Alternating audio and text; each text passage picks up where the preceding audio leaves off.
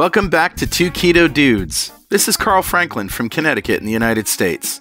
And in February of 2016, I put myself on a ketogenic diet to take control of my metabolism. In just 2.5 months, I managed to reverse all my markers of type 2 diabetes with diet alone. As of now, I am 80 pounds lighter with no signs of diabetes or heart disease. Hi, I'm Richard Morris in Canberra, Australia. I've been on a ketogenic diet since April of 2014. When I started, I was very sick with complications from type 2 diabetes. Within 6 months of starting a ketogenic diet, all of my biomarkers of disease had disappeared. I've lost about 100 pounds, and I've completely turned my health around. And this show is a document of our experiences thriving for years in ketosis. Yeah, and reversing our diabetes. Yep. And hopefully that might help a few people who are curious about this kind of dietary hacking. Yeah, we're not doctors. We don't want to give anyone any medical advice, but we are keen to share our own experiences.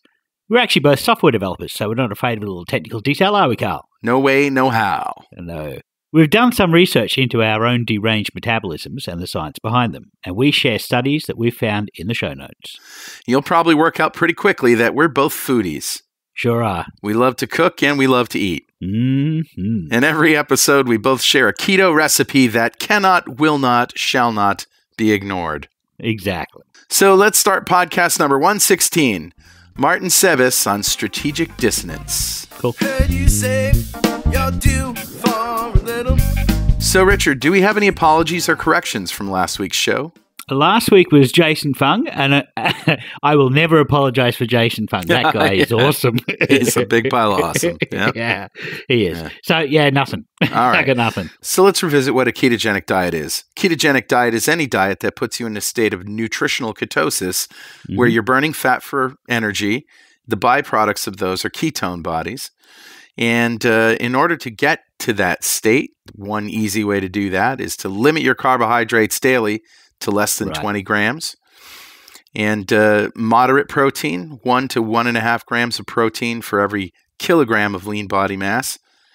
And all our energy we get from fat. Fat on your plate, fat on your belly. That's right. Yeah. Yeah, so Carl, your audio sounds a bit strange. Yeah. Where are you right now? I'm actually in Seattle at a hotel room. I'm here for Build, and which is a Microsoft conference. I'm here as a software podcaster, but it's really early in the morning. It's like 2:26 Pacific time, but it's 5:26 Eastern time where I just came from. Yeah. And I literally just got off the plane and went to my hotel room and we're recording this. So I'm a little groggy and I'm using the little punchy headset microphone. It's not the usual studio quality, but okay.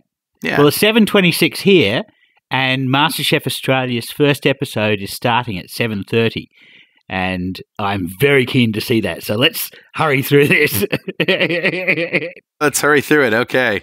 So my week was pretty good. We set up the website carlsketokitchen.com. All right.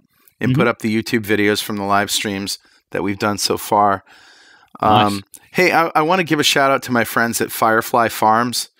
This is in North Stonington, Connecticut, and they have a website, firefly.farm. They don't sell anything on the website. You can't order meat from them. But what's interesting about these guys, I went on a tour, and I got a couple pork chops from them with 2 inches of fat around them. Oh, wow. Yeah, they were amazing. And the quality of the pork was just so good. I heard about them through my friends at the Guard Theater.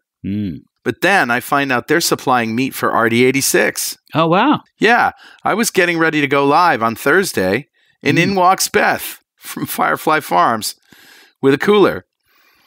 So and one thing I want to say about their hogs is just fascinating to me. They're black and they're called mulefoot pigs. Right. And they don't have a cloven hoof. They have a single hoof. So let me read what they say about their mulefoot hogs on their website. The origin of the mulefoot is unclear, and many theories have arisen about its links with mule-footed stocks in Asia and Europe. The breed is most likely to have descended from the Spanish hogs, such as the black Iberian pig of Iberico ham fame. Oh, yeah. Yeah. Yeah, they feed those on acorns, right? Yeah, that's right. Yeah, they're acorn fed. And they were brought to America as the beginning in the 1500s. It shares some attributes with the Choctaw hog, Choctaw, and the two breeds likely come from the same ancestral stock, which was loosely selected and managed until the late 1800s. So these guys really care about the breed of their animals and where they come from. Yeah. And it's on all pasture fed, natural farm. Nice. Great. So this isn't factory produced pork. No. It's farm raised. Nice. Amazing. So how was your week? My week was great. I just cycled 24K to buy some fresh coffee beans, and I raced home, and now I'm recording a podcast. Yeah. So on the weekend, I went to Low Carb Sydney, and that's an annual event. It was a one-day event. But it's done by the same people who do Low Carb Breckenridge, Low Carb Gold Coast, and they have an event coming up in a couple of weeks' time in South Australia. They're going to have an event at a winery. But unfortunately, the one I went to this weekend was at Sydney University, which is not nearly as much fun as a winery. Mm-hmm. But the food was spectacular. We had a meat dinner at JPS Meats, which is this restaurant that only serves meat. Wow. And we had like a massive big ribeye, a big chunk of porchetta. Oh, man. Wonderful. So I got to catch up with Peter Bruckner, who was a guest on our podcast, and he's helped us out with the Obesity Code podcast as well. Right. He has just released a book called A Fat Lot of Good. He was the team doctor for the Australian cricket team until about 6 months ago. Okay. He's also been the team doctor for some football clubs in England. So he's a fairly famous sports physician. Yeah. Anyway, he's, of course, a low-carb advocate. Uh-huh. Well, so he's got his new book out. He had a wonderful presentation on his Sugar by Half campaign, which is getting a lot of traction in Australia. Also got to meet up with Gary Fettke. Yeah. Gary Fettke, who was also a podcast guest twice on our show. Yeah. And he and Belinda came and had dinner with us in Breckenridge 2 years ago. Yeah, that's right. And we did a podcast afterwards.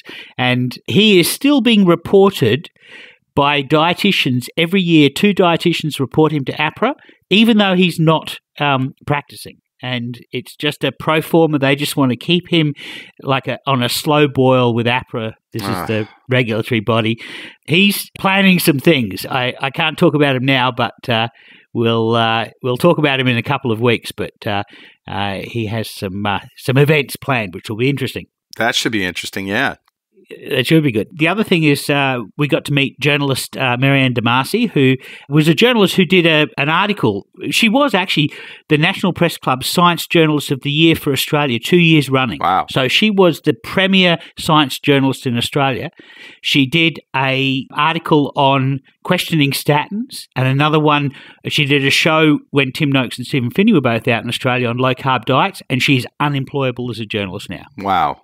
She went from being the best science journalist in Australia to pretty much she can't get a gig because she had the temerity to question statins. This is insane what people are doing.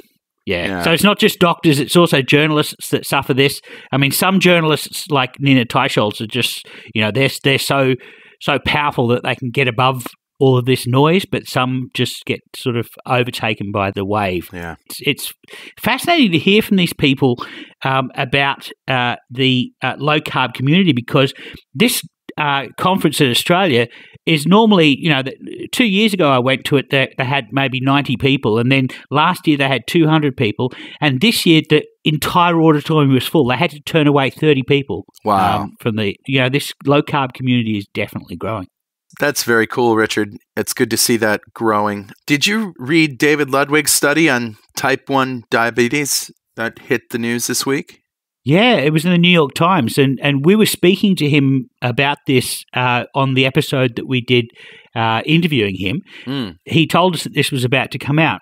So basically, he did a study on people in the type 1 group. These are type 1 diabetics who go low carb following Dr. Bernstein's advice. Right. And the article goes on to say about this study that it found that children and adults with type 1 diabetes who followed a very low carb, high protein diet for an average of just 2 years, combined with the diabetes drug insulin at smaller doses than typically required on a normal diet, had exceptional blood sugar control. Yep. They had low rates of major complications, and children who followed it for years did not show any sign of impaired growth. And that's always been the complaint. They've said, if you feed these kids, a low carbohydrate diet, they won't grow normally, but that in fact was not shown in the results. Now, the study also found that the participants' average hemoglobin A1C, which is a long-term marker of blood sugar levels, it fell to just 5.67% on average. And an A1C under 5.7 is considered non-diabetic. So, it's well below the threshold for diabetes, which is up around about 6.5%. So, they still require insulin, but they require a lot less because they're not eating sugar and starch. It's really great to see the science coming out to support what we've just seen with our eyes, Right. I mean, like our friend Ian Kelly. Yeah. A type 1 diabetic went keto, low carb, and his blood sugar just completely evened out. Yeah. He ended up saving money on insulin, or his insurance company did, I guess. Yeah, we also did a podcast with Beck Johnson, the type 1 superstar, who was doing like marathon swims and everything. And she's been ketogenic, for many, many years and low carb for 18 years. Yep. And I think we have enough justification to get some high quality evidence. We need somebody to put some effort, either the NIH or the Gates Foundation or some organisation that's responsible for putting money into funding fundamental research needs to basically do an RCT with type 1 diabetics because this evidence that we've seen shows that there's something there, and type 1 diabetics deserve the top quality of evidence basis. Yes, they do. For their treatment. Yeah. I hope that somebody with some money puts some effort into funding Dr. Ludwig and doing that. Absolutely. Well, I think it's time to give away some swag. You feel like giving away something? Yeah, absolutely. So who have we got? Well, we're going to give away a signed copy of Lies My Doctor Told Me by Dr. Ken Berry. Excellent. And we're going to pick a winner at random from the Two Keto Dudes fan club. And the Two Keto Dudes fan club is easy to join. You just go to fanclub.2keto.com, you answer a few questions, and then you're eligible to win something in every show. Like I said, we're giving away a signed copy of Lies My Doctor Told Me by Dr. Ken Berry. And who's our winner? Today's winner is Aaron Ingram. Well done, Aaron. Congratulations. Yes. It's a great book. I'm currently doing the audible.com version of it, and I'm enjoying it over and over and over again. Nice. And if you don't want to wait to win some swag, you can always buy all sorts of swag online at gear.2keto.com. And that brings us to...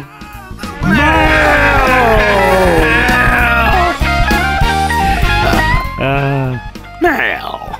So at Low Carb Sydney, I was asked by like a dozen people, when you go to the mailbox, do you go, mail? And I said, I hate to admit this, but I have a couple of times, and it freaked the neighbors. Yeah, so I'll go first. This is from the forum, and somebody wrote in the newbies section, I'm so hungry. I've started this about 24 hours ago. And this is typical of people who just go on, right? I'm so ravenous. All I want to do is go swim in a bowl of mac and cheese. Thus far, I've eaten 6 eggs, 1 pound of almonds, 2 pounds of salad, 3 chicken breasts, about a quarter of a container of peanut butter, and enough celery to hold the peanut butter. I'm ravenous and I haven't even gone to the gym yet. I understand I am supposed to eat fat. There probably isn't enough fat in the above things. I don't even really know where to get fat because I'm so used to avoiding it all my life. I don't really want to chew on actual fat because it tastes like a garden slug. The only things I know of to get fat from so far are olive oil, avocados, coconut oil, chicken skin. And chicken skin's mostly protein. Yeah. He goes, these don't make for tasty recipes. What else can I seek out? Oh, I remember those days. Do you remember those days? I do. Yeah. It's not just like what you're eating. It's the whole mindset of why, and what you're eating that you got to change. Yeah, the most important thing is to cut back on carbohydrates, which you've mostly done. I mean, there is probably some carbohydrates in the salad components that you're having. And if you're eating a pound of nuts, they all have carbohydrates. And so what I would suggest for reducing the amount of nuts is extending them out with, say, butter, for example. You can blend up some almonds with some butter, and you end up with a fattier. It's like you have almond butter, but I guess that's obvious, but it's a higher fat content than like a nut butter that you'd buy at a store. So you want to get your energy from fats, right, rather than getting energy from either protein or carbohydrates. And I would give up the chicken breast and opt for some ribeye smothered in butter. And somebody mentioned that as in the answers, in the forum, somebody answered that. Right. Just try to avoid a lot of lean meat. And go for the fatty meat. And, what can I say? It doesn't sound like you're eating enough fat. And you're only 24 hours in. So hopefully, we could revisit this person in a couple of weeks and see how they're doing. Yeah, give yourself a bit of credit. I mean, it's going to take you most people adapt to being fat burners between 2 and 6 weeks. For me, it took like 5 weeks. Yep. Some people just, they jump straight in and they're there. So I'm hoping that's you. And in 2 weeks' time, you're going to be looking back and you're saying, "What? Why was I hungry? I'm satiated with this eating." Yeah. The thing is that you're not yet good at getting energy from your blood into your cells in the form of fat. Right. Your cells are really demanding glucose. They want glucose because that's what they're good at transiting into the cells. Yep. And in fact, after a day, you still have glucose stored in most of your muscles and in your liver. And so you haven't yet made the transition to your body accepting that its energy from now on is going to be coming from fat. And what you got to do is just be patient and get to fat adapted. Don't sabotage yourself, with sugar or starch. Just get to fat adapted. Once you get there, life gets so much easier. And bacon and eggs. Yes, bacon and eggs. Seriously. I mean, eggs, and don't eat just the white of the egg. That's the worst part of the egg. You want to eat the yolk. That's got all the nutrients in it and the fat. Yep, that's right. Make some beurre monté and pour it over everything. Or make some royal omelettes with cream and egg. Yeah. And plenty of salt, put a bit of avocado on top of that, a little bit of bacon. That's a breakfast that's going to keep you going all day. Yep. Very good. So what you got, my friend? Yeah, I've got one from the forum as well. This one is from Mirko, and he says he's transitioning to a ketogenic diet for an athlete. Okay. He's just run his first marathon on fat. And he says, although I don't have a medical reason to lose weight, I have a couple of pounds to give away. And I started looking at what tips and tweaks were around maybe 3 years ago. I started with a paid low-carb course by a German celebrity. Mirko's German, so his English is excellent, but you'll notice it's a second language. Anyway, he says, I heard more and more details about why carb is good and sugar and starch is bad for me. And since I started running again after having gained weight while my wife was pregnant, I've always had this information about how important carbohydrates are, especially when it comes to exercise. Mm-hmm. So this inconsistency always made me wonder which side of the medal is the shiny one, which I guess is he's getting advice from both directions, saying you need carbs to run, but you shouldn't rely on carbs to live. And he's wondering which is true. He does say eating sugar and starch gives me a stomach ache, and I have generally lived a low-carb life most of my life. He says, I ran a marathon in the fall of 2016 as totally as a carbohydrate runner, trying to eat as many gel packs as possible and trying to survive the aching belly during running. And I was okay with a time around 4:40, but 4:40 for a marathon is pretty good. Yeah. I mean, the best marathons runners run at around about 2:20, but those are superhuman athletes. A marathon run at 4:40 is pretty good. He says, my trainer did a spiroergometry. So it's basically a measurement of your respiratory quotient while you're doing exercise. We heard the other day from John Wright about doing your respiratory quotient to work out whether you're burning fat or carbohydrate. This is actually an exercising version of that. So, and he says that, we did this to measure how much fat I'm using, but it wasn't that good. So my next marathon, I did about 4:30, which is a little bit better, but I was still dominated by belly aching every time I took some carbohydrate gel in. And then he says, in 2017, I started triathlon training, did a couple of middle distance runs, which is, 1.9 kilometre swim, 90 kilometres on the bike, and 21 kilometres run. He did that on carbohydrates too. And in the last transition prior to running, so he's getting off the bike and he's now going to run for the final leg of the race, he'd lost his gel packs, and he really suffered in the final discipline without his carbohydrate packs that he was used to. So he says, the thing is, the poor guy, he eats carbohydrates and his belly hates them and he gets belly aches. Right. He doesn't live on carbs most times, but he needs them for the race. So anyway, during the off-season, he listened to some of our podcasts and read some blog posts about ketogenic athletes, and he decided that he was going to try doing some running at a slower speed, but totally fat-adapted. Absolutely no carbohydrates. And so he says, it was hard, but I kept on going. And together with the podcast, he was actually listening to the podcast while he was doing his training runs. Wow. So if you're out there, Mirko, g'day. Enjoy the run today. Yeah. But anyway, he says, I made the decision finally to start running on keto. And I did that fasted binge listening to the dudes on my headset. Yeah, right. And he says it's going really well. He feels that going keto on running is no problem for him anymore. More than that, he also felt the clarity that everybody was talking about. Yes. So his Project Keto Marathon started for him, and he did a marathon last week in Hamburg and felt great. But he thinks he might have to change a few things to be a fully keto-adapted athlete. One of them is cramps. He did get some cramps, so he probably has to take in more salt while he's running. Yep. If it's ketogenic, we know this. If you're ketogenic, you need more salt. That's right. And he also says that he used to drink 1 or 2 glasses of wine in the evening before races just to come down and relax before the race. And those kick him out of ketosis at the last minute, which is probably not the best thing to do. So he's going to try to stop doing that. But anyway, to sum it up, he feels great keto running.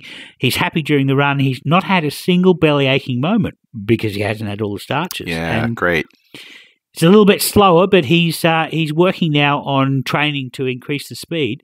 I'd like to wish him the best of luck with his adaptation because that is outstanding. Outstanding. Well done.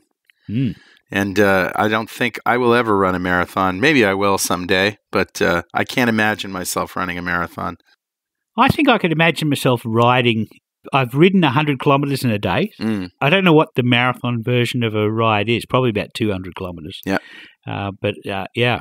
All right, so let's get to the interview portion of our show. This was one that you did with Martin Cebis at Low Carb Down Under. Yes. So let's just roll the recording. I'm here at Low Carb Perth, and this is my 6th podcast recording, and I'm here with Martin Cebis, and he did a fascinating presentation yesterday on strategic dissonance. Strategic dissonance, that's right. Yeah. So tell us about your story, Martin. How did you come to a low-carb diet? Well, I have type 2 diabetes, same as you, yeah. And went to see my doctor, and the doctor gave me the bad news that my A1C was 9. It had been lower, and it was suddenly raised, and the doctor put me on sulfonylureas, diamicron. Yeah.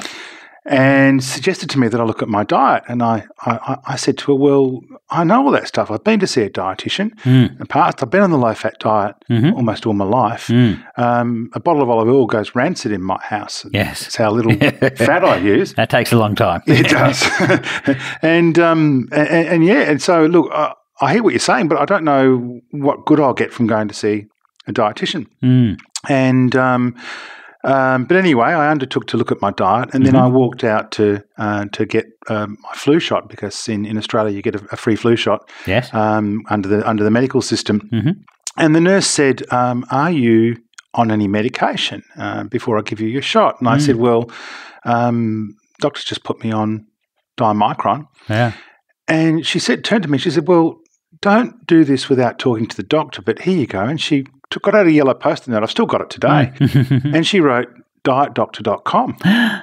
Wow. And this was just the nurse giving you your flu jab? This was the nurse giving me my flu jab. Wow. So the doctor unfortunately didn't have the information to share, but she did.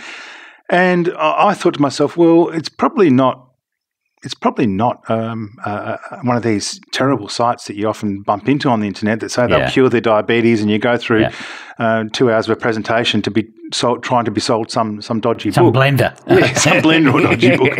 And I thought it was probably coming from a nurse. It's probably legitimate. And, it's a nurse from my doctor. So I went home.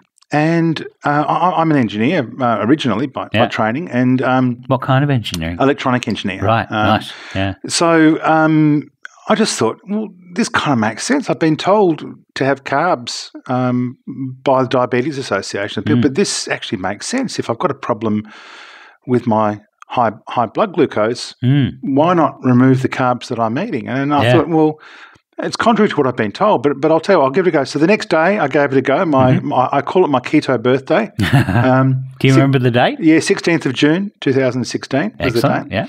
And mine was the 20th of April in 2014. Wow. So you're ahead of me. But what happened was I actually found that my blood glucose dropped almost within 2 days, as other people did. And then I actually went on a holiday to Bali and started my low carb. So it wasn't super low carb to start with. And look, the long and the short of it was within 3 months, my A1C dropped from 9 to 6. And I was, at that point, had run out of metformin, so I wasn't even on metformin. Yeah. Went to see my doctor, and my regular doctor wasn't available. The doctor that saw me was a lot older. I think he was in his 60s or 70s and close to retirement. He said, Martin, in my entire career, I've only ever seen one other person with diabetes who's done what you've done. Wow. And I thought to myself, that's astounding. Yeah. I'll tell you something. In my time since doing podcasts and stuff, I've seen thousands.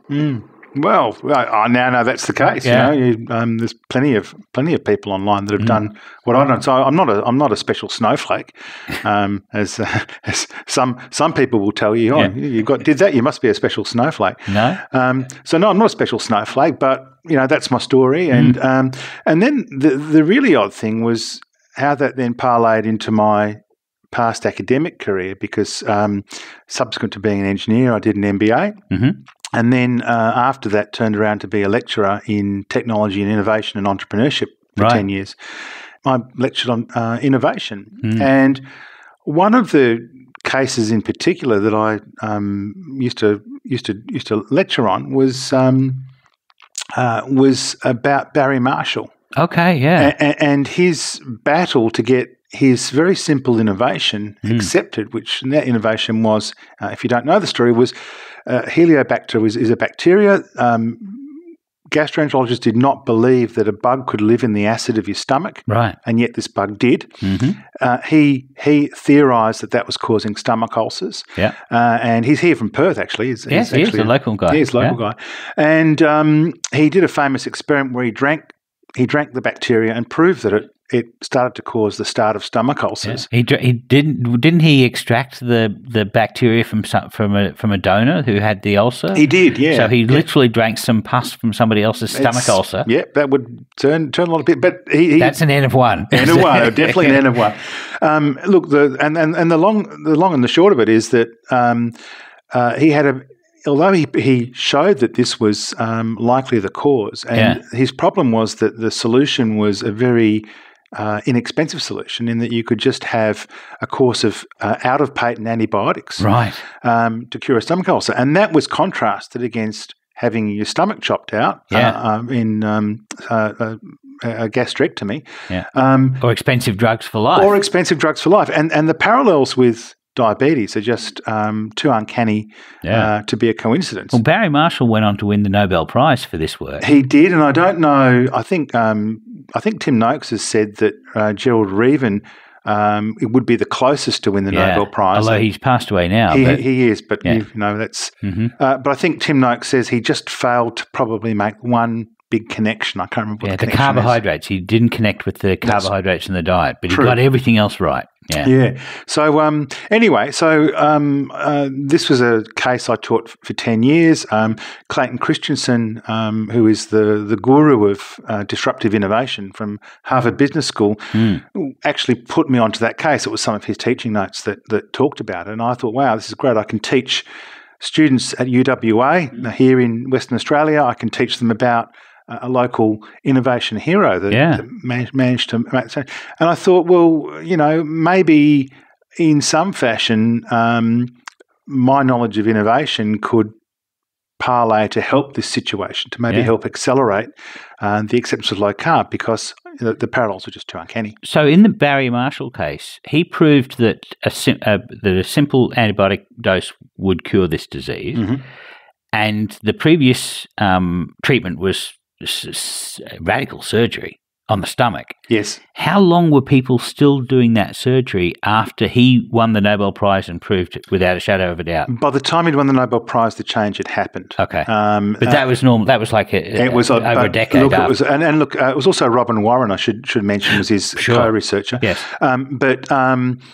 they just had a devil of a time getting it accepted. It was many, many years from his discovery until it was accepted. And then it was many, many years for the clinicians, the doctors and the GPs, to understand that this, you could go and you could be tested for Helicobacter, and given that the bug was proven to be there, you then just had to go on to the course of antibiotics. So it wasn't until the early 2000s that this really became accepted as a therapy, and it took a long time for the clinicians. And I think we've got the same thing happening. History does repeat itself. Imagine being the last surgeon who did that last surgery. Almost 20 years after it was shown to be pointless. Well, yeah, and the parallels are all there. I think Barry Marshall tells a story that he goes to a conference and his wife goes on a partners tour with all the other partners of the wives and girlfriends, and on that tour she overheard someone say, "Oh, look, it's a wonderful conference. My husband's really looking forward to it, but." Oh, there's this really crazy person called Barry Marshall, and her ears picked up. And her ears picked up. So the same kinds of disbelief and troubles that Professor Tim Noakes has had and others have had. This has all happened before. And in my talk at Low Carb, I actually go back and pull up a quote from Machiavelli from 1513 that could well have been written today about the innovators of low carb. It's just a common problem because it's human nature. It goes against the flow, and and there are people with reputations and egos who have those bound up in their existing dogma and their existing treatments and. It's that, and as the quote from Machiavelli goes on to explain, that the structures organise, the revenue streams organise, and the beliefs organise around the revenue streams, and the people that have something to gain, they also have a lot to lose, and so they fight hard to hang on to those beliefs. And the people who might support you haven't yet had experience. And it's very telling that if you look at most of the major people that have pushed this forward, even yourself, me to some extent, it's because we've had experience of it. Yeah, it's a lived experience. Yeah. What got me here is if I had not been diabetic, I would have never gone low carb, I suspect. Well, Machiavelli goes on to say that that you have lukewarm supporters because people haven't had experience of the innovation that's being put. Right. So Professor Noakes, for example, having type 2 diabetes, if you see some of the leading doctors have either had diabetes or, Jay Workman, for example. Right. Troy Stapleton. The doctors that have been the proponents, generally it's because they have some history, someone in their family or themselves that's lost weight or helped reverse their diabetes using low carb. And so then they've had that experience and they become stronger supporters. And as I said, Machiavelli describes this process 500 years ago. 500 years ago. And you actually made an interesting comment during the presentation about Andy Grove, who's a well-known in my field as computer programming. He was the CEO of Intel, and he made an interesting observation about strategic dissonance. Tell us about that and how that affects the existing organisations like the Dietitians Associations. Yeah, well, what became apparent to me was that when you have this case where dietitians, and I gave some information about a particular president of the US Dietitians Association, Eat Right, who was saying we have to stop these disruptors. And when you talk about disruption to an industry, you start to think about the theories of Clayton Christensen, and also Andy Grove had a very useful technique that he used to manage Intel through some fairly major strategic changes that he got right. Yeah. And the typical the problem, of course, with disruption is that what's made you successful in the past is not what will make you successful in the future. Sure. And yet companies hold on to the revenue streams and hold it's like I said about people who fight you, it's the people that fight you that are holding on to their revenue streams, and what people that have managed through disruption have worked out is you have to let go of your revenue streams. Yeah. And Andy Grove was faced with a number of these, and he came up with a very useful piece of theory around strategic dissonance, and that basically is you notice that there's a tension within your own firm or within the industry, and you use that tension to diagnose and figure out if you're really at one of these points, because if you keep doing what you've always done, you go down the gurgler. Yeah. Whereas if you can make the change to what will make you successful in the new paradigm, you can thrive. You move up to a new energy level. Move up to new, and it's, if you think of mathematics, it's an inflection point. Right. So a parabola, being a bit engineering, a parabola goes down again. Whereas an inflection point sort of turns around and goes back up. Yeah. And he was measuring that strain between what you are doing and what you should be doing. Correct. His thesis was that you could measure that strain existing within the organisation trying to protect its existing revenue streams, and identify that as being the point of change, the inflection point in order to correct and follow where the business is really going. That's spot on, and what the parallel that I can see and that I drew was that dietitians resisting the change was probably strategic dissonance, and and then went on to talk about that. So and look, a funny, well, not really a funny side, an ironic aside is that Andy Grove suffered, I think it was from Parkinson's disease before he passed away in 2016. Right. But his last big effort before he passed away was to basically reform the US health system, and he was working very solidly before he passed away on this task of how you change the health system. Now, the interesting thing that, again, my talk pulled up was that whether it was Andy Grove or others, there's been a tremendous amount of investment by Silicon Valley into changing the way the health system works. And I think that's the... Well, it's a digital disruption now, isn't it? It is. And look, we've been through... many industries have been disrupted. Airbnb's just disrupted the hotel space. Uber disrupted the taxi industry. Exactly. Yeah. So...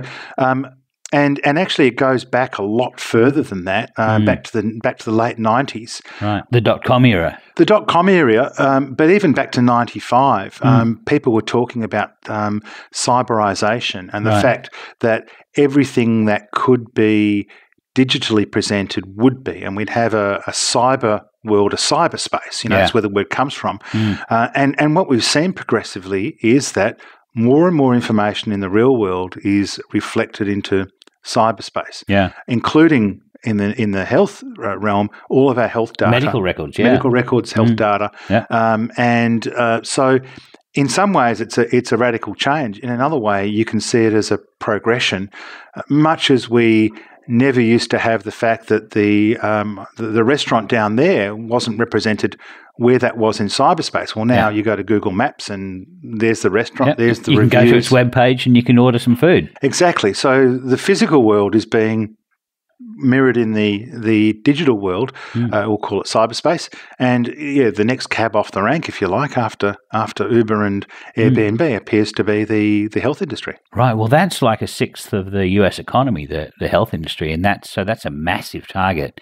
And I know from personal my personal experience is that I had a CAT scan done where I was diagnosed with a fatty liver, and then a CAT scan done after I was diagnosed with a fatty liver, and both of those are online. And when somebody in the low carb community, in fact, it was Troy Stapleton who was here at the presentation, who's a radiologist and a low carb and a type 1 diabetic, when somebody asked, "Oh, can I have a look at that?"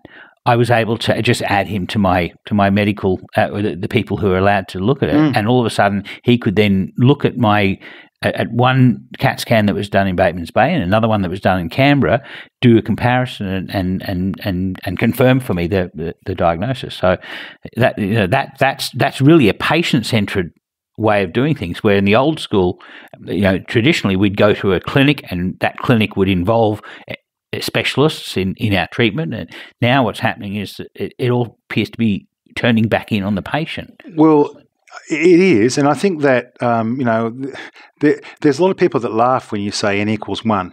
So you go onto social media and you say, well, look, I cut out sugar and cut out carbs and had this wonderful result, and they come back and say, well, that's great, but that's an N equals 1. That's an anecdote. Well, we know there's a lot more, but that's the change. The change is to focus on people as an individual, on individual data, and it's along with just putting the health data online is not the full extent of the change that we're facing. So the interesting thing is that the extent of this innovation of digital health, it isn't just about putting our stuff online. It fundamentally changes the way we can do research, because essentially we all become part of one big study. Yeah. Well, N of 1 is important when you're the one. Well, yeah, of course. And in my presentation, I showed how, you can conclude that low fat and low carb are the same from the Diet Fit study, but that's no help to you if you're the person that gained 10 kilos on the low fat diet, whereas if you could have been on the low carb diet, you might have lost 20 kilos. Indeed. So it's personalised medicine and precision medicine is something that is coming. That's the way it's all headed, and that has quite a big fundamental change for the evidence base that dietetics currently works off. Right. Because at the moment it's based around this idea that you aggregate up the information of systematic review, and then that information informs how you treat a population. Right. And of course there is some customization, but it's turning, not to say that we'll forget information from systematic reviews, but it's almost inverting that pyramid and saying at the top is the case studies and finding similar people that have been through this. And in many ways, that's what folks like us have done in going online and finding people. When I first started my low carb journey, I went into the forums and I would find people that were quite similar to me, and ask them, well, what did you do? And if you like, that's where the whole digital health thing is headed. Yeah, well, it's an opportunity for data mining. I mean, we've got large amounts of data from treatments over a large population, and we can go into that and we can say, okay, an individual through the computer can put in their criteria, and the system can then do a search and try and find other individuals who have the same starting criteria, and then work out what treatments did and did not work in their case, and then suggest an appropriate treatment. That's all artificial intelligence. That doesn't require a physician to. Yeah, although I think there's always a role for a professional to interpret that properly and make sure it's appropriate. But yeah, look, that's that in the longer term is the way things are headed, and I think that's exciting because we've all felt we're N equals 1s, and all we've been told. Well, that you're now disregarded. It's great. Look, people always say it's great you've had that success, but your evidence doesn't matter. And it's nice to know that in the future, all of our evidence will matter. It'll matter to somebody with exactly the same starting conditions that I had. Yeah. Yeah. So this is really, in my experience, this is quite a fundamental change for the whole health system. But it's positive, and it's something that's occurring as different diets, so the paleo diet, the low carb diet, the keto diet, the Atkins diet, all those low carb variants, as well as low fat, Mediterranean, all of the other eating styles may in fact be appropriate for different people. But the sense I get, at least in Australia and to some extent in the US, is people aren't being directed to the right diet for them at the moment. Yeah. Well, that was a fascinating talk, and it's been a fascinating interview. Thank you very much for spending time with us. Not a problem at all, Richard. Anytime. Thank you. Heard you say you're due for a little. Yeah, one thing that I liked is when he said something like, "You're going to go down the Googler." Or the gurgler. The Googler. You go down the Googler. That means like down the toilet, right? Right, yeah. That's exactly. I love listening to you Aussies talk. I learn new things every time. Right. Outstanding. No, it was great. And I particularly know what that's like in the technology sector. Right. When some fundamental change comes out and you're just sort of, you have to do an about face and scramble. But the problem is, of course, if you've got lots of money and people's jobs invested in something, you're loath to change. Yeah. It's momentum. It's very difficult to turn around an ocean liner. It's much easier to turn around a little sailboat. But sometimes you have to turn around the ocean liner if you all of a sudden you're heading towards an iceberg. Yeah, that's right. Well, I really enjoyed that. So thanks for that. And are you peckish? Yeah, I'm a bit puckish too. All right, then. Let's place... all right, well, then let's share some... recipes! What have you got, Cal? Well, I'm going to share the recipe that I did on Carl's Keto Kitchen last week. Nice. Which I have to give you a lot of credit for giving me the idea of how to make these chicken skins. This is crispy chicken skin nachos. And you can see the recipe at nachos.2keto.com, of course. Nice. So this is crispy chicken skin nachos with pork. Mm-hmm. The key to these nachos isn't the meat, although that took the most time. I actually made a pork butt slow cooked. And that in of itself is just a roasted meat. You can do that everywhere. So I'm not going to go into what I did with that. But the chicken skins are the star of these nachos. And this technique is something that you mentioned to me. I can't remember if it was on a show or we were just talking, but taking chicken skins and using fat from bacon, like if you make a tray of bacon. Oh, right. Yeah. Yeah, you make a tray of bacon, then take the bacon off and then reuse the parchment and put chicken skins down flat on them, salt them, good. Put another one on top, and then put some bricks on top of that to flatten them out. And did you try them? Yes, I did, and they were amazing. I know, right? They were amazing. So these were cooked at 350 degrees Fahrenheit for about 25, 30 minutes. They were really crispy. Then what I did was put them on a fresh piece of parchment back in the oven and use the convection setting. Right. So it was blowing hot air, around them, and that crisped them up quite a bit. And then I also made a cheese sauce. Of course, I figured I wasn't done with cheese sauce yet. It's just... You're not sick of them yet? No. So I used a combination of pepper jack and smoked cheddar, and that was really great. And of course, I used the sodium citrate too. Of course.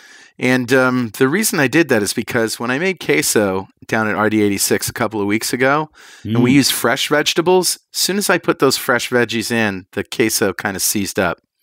Ooh. Yeah, I think it was just water. So the cheese sauce with the sodium citrate is a little bit fickle. It can separate, it can separate the fat from the proteins if you're not careful. You know what it probably is you put tomatoes in, right?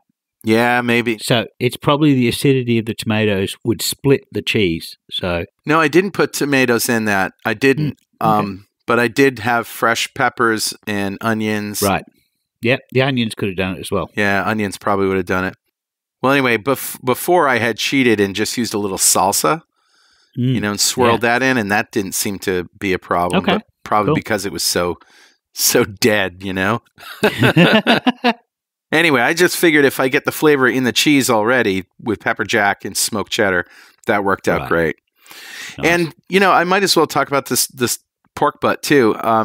We made a sofrito, which is basically a Latin, Italian, Spanish, Portuguese sauce that you make by taking vegetables, fresh vegetables, aromatic vegetables like onions and peppers and garlic, and you saute them in butter and then put them in a blender, right? Yeah, it's like the Italian version of the mirepoix, right? Yeah, exactly. So to that, we added 2 dried guajillo peppers that were reconstituted, seeded, and we also added a lot of herbs, like a cup of fresh cilantro, a cup of fresh mint, a cup of fresh parsley, some cumin, some chili powder, some lime juice, olive oil. Of course, I'm giving you the side eye now because you've added cilantro to this. Yes, I know, yeah. I can eat cilantro, yeah. Yeah. We also wanted to sweeten it up a little, so I just put in a tablespoon of swerve, and that actually really did a good number on it. Mm. And then, of course, some salt. So we covered the pork butt with the sofrito and put it in a roasting pan with a cup of chicken stock in the bottom and did a slow cook on that, 5 hours at 250, 275. Yeah. I love slow cooked pork. So good, isn't it? Yeah. And then, of course, to assemble the nachos, what I did was I put the chicken skins down, then put the cheese on them. And because I wanted the meat and stuff to stick to the nachos, right? So the meat, the cheese sauce is actually kind of like a glue.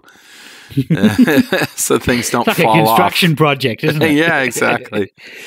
And we chopped up some fresh tomato, jalapeno pepper, some fresh peppers of different colors, and a little bit of raw onion. And again, decorated with a little cilantro. Sorry, Richard. But they were amazing. And the look on Chef Robert's face when he took a bite of that was just classic. He was so impressed that he was like swearing on camera. He's like, "This is so effing good." Oh, geez, did I say that? Oh, I'm sorry. Oh shit, I said effing. Oh no.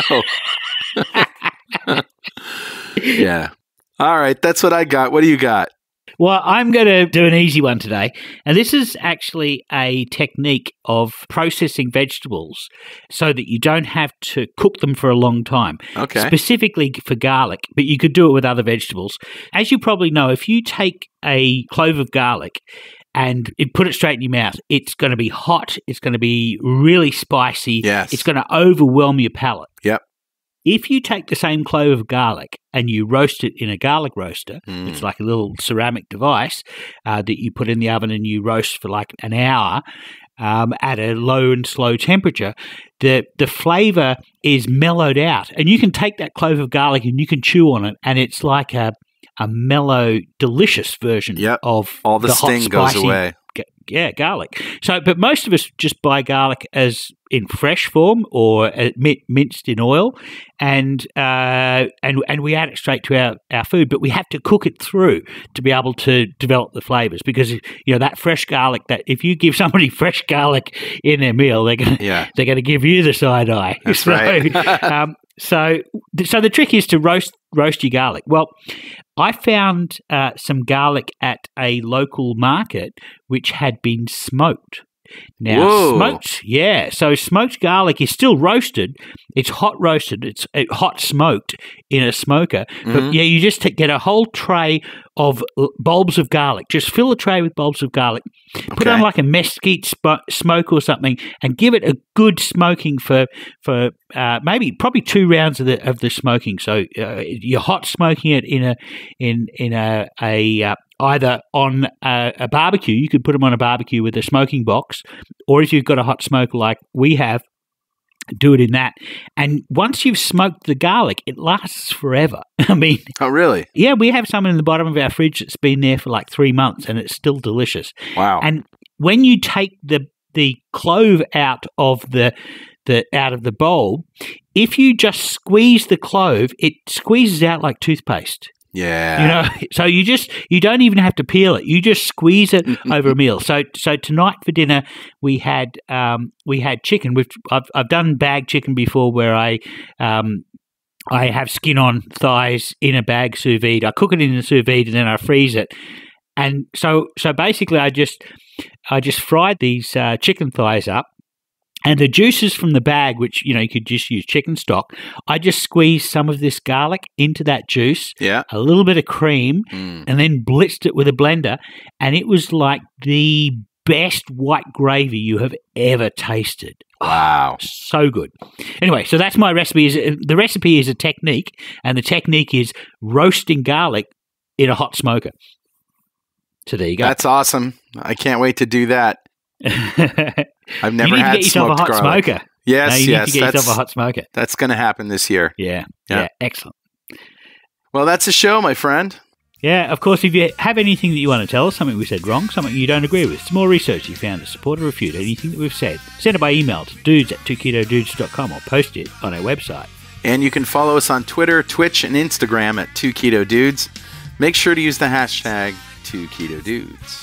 And of course, if you want to join the free ketogenic forum, it's forum.2keto.com. And if useless swag is your fancy, t-shirts, coffee mugs, and all that other junk, head over to gear.2keto.com. And if you want a shot at getting some of that swag for free, join the 2 Keto Dudes fan club. You'll be eligible to win something in every show. Go to fanclub.2keto.com. And if you feel like supporting our forums and all the podcasts we're producing, including 2 Keto Dudes, Keto Woman with Daisy Brackenhall, and the Obesity Code podcast with Jason Fung and Megan Ramos, think about making a monthly pledge on our Patreon page at patreon.2keto.com. Or just hit the donate button on our website at www.2ketodudes.com or just go to donate.2keto.com. You can also see all of our podcasts and other videos on YouTube at youtube.2keto.com. And if you haven't already, go leave us a review on Apple Podcasts. That's how new people get to know about what we do. 2 Keto Dudes is brought to you by 2 Keto LLC, who strives to support the low-carb community with podcasts and other publications. And Richard, keep calm, keto on, and fast when you can. Yeah, keep calm, keto on, Carl, and Keto Fest whenever you can, at least once a year. Yeah, we'll see you there. And we'll see you next time on 2 Keto Dudes.